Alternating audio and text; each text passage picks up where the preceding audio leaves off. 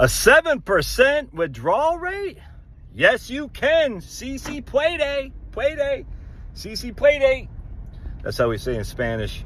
Some people say CC Payday. And I say, no, CC Payday.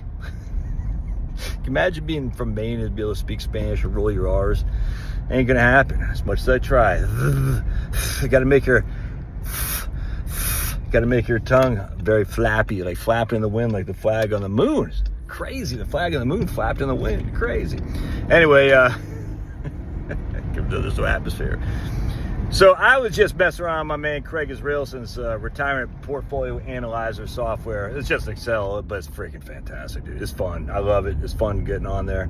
Look at my fingers. I got a boo-boo. I got a paper cut. Anyway, so I said, what? So because I'm going back now and finishing up my book here. You know, you've been seeing that for a year. I know. I kind of got out of it, and now I'm back into it. And I'm every morning I'm going to I'm trying all these various coffee shops here in North Georgia to find the one I love. And I found an all right one today. But yeah.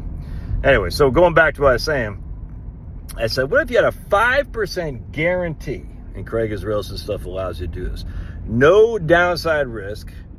Just 5%, just a good old-fashioned 5% guaranteed, a CD or a fixed annuity, even a government bond. What if you had a 5? Now, government bond's going to be a little bit different, all right, because government bond has some volatility in the price. And so this government bond wouldn't really work to the extent that I'm saying here, so you just got to be careful on that. But, puppy, oh, man, I love dogs. Thumbs up if you love dogs, all right? Thumbs up if you love dogs. They're just so handsome and cute. And I said, okay, so what if we had 5% guarantee? Because you can get a 5% fixed annuity right now, I think even for 10 years. I said, what if our life expectancy is 25 years? All right, so we're 65 today. We're going to die at the age of 90. Of course, very few people live that long. When I say very few, as a percentage, not in terms of numbers, but very few people live till 90.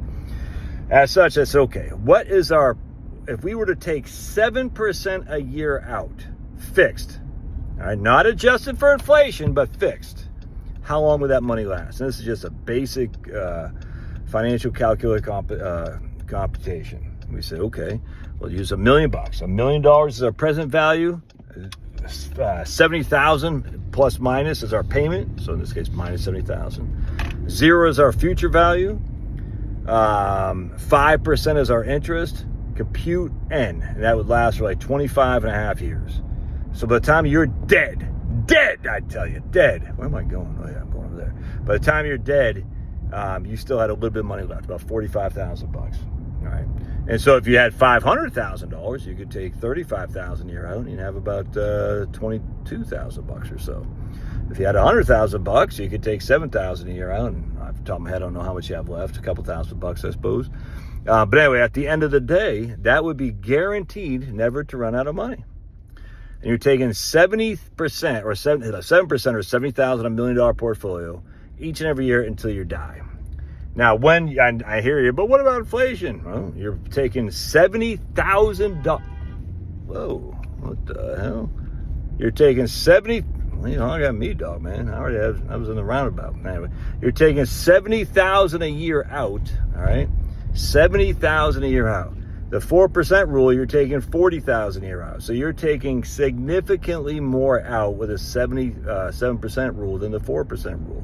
At some point, the 4% rule will catch up to you. Off the top of my head, I can't remember. I calculated, I forgot. At some point, the 4% rule will catch up to you, where you'll be taking more out with the 4% rule, but it's going to be well into the second decade of your retirement. I just came right off the top of my head. So you're like, that's pretty good, is it not? Yes, it is. That gives you a lot of front-end spending, man. And that's what we want. We want lots of front-end spending. It levels off your income, so you don't have to worry about it. You say, okay, every year I'm taking $70,000 out. And we know as people age, they spend less anyway. So you're like, that's the perfect reverse RMD strategy. It really is. I mean, can you get 5% guarantee for 25 years? I don't know. Are you going to live beyond 25 years? Well, if you did, that'd be a challenge for sure. But then we got to figure out, are you really going to spend that much money in year 25, 26? I don't know. But anyway, it's a wonderful plan. Keep it simple, stupid. Again, would I tell you to do this necessarily? No, but if you're conservative, you're like, I'm just sick of the markets. I don't know if I trust the markets, blah, blah, blah. I just want to take some money out on the front end to freaking party like it's 1999. And by the time, you know, I'm 22, 23, 24 years in retirement, I'll be partying like it's 1899. Oh, man, just putting all these out. Hate when they take, look, man, I'm a hypocrite. I hate when they take down trees and put up these houses. But they do the same for my house, so I'm a hypocrite, I grant you. But still, it's like painful to see this part of North. We might be in Forsyth County right now, actually. This might be, I can't remember if this is Forsyth or North Fulton County. I think this might still be Fulton County, but seeing the beauty of the nature just being developed, it does kind of suck about it. But I'm a hypocrite because they do the same thing for my house, I know, but still, it's like, ugh. But that's just reading right now. The state of Maine, for instance, man, the age of the state of Maine is nuts, dude. It's like, I think the median age is like 45 years old or something like that. And it's just getting older and older and older by the day. There are just not enough young people. I'm telling you, man, at some point, there's going to be a bunch of real estate for sale in Maine that's going to be cheap as a whistle. Our whistle's cheap. West Virginia, Maine, Pennsylvania. West Virginia, Maine, Pennsylvania, Vermont. You can be, you know, probably won't happen for another 10 years or so, but I'm telling you, man, they have this thing on the Census Bureau, the American Community Survey, where you got this freaking almost like a pyramid, essentially, and it's becoming more and more top heavy in the state of Maine and less bottom heavy. Like, it's like every decade the median goes higher and higher and higher until like 20 years from now it's gonna be on like the, you know, the over 75 crowd will be the biggest group of the people in Maine.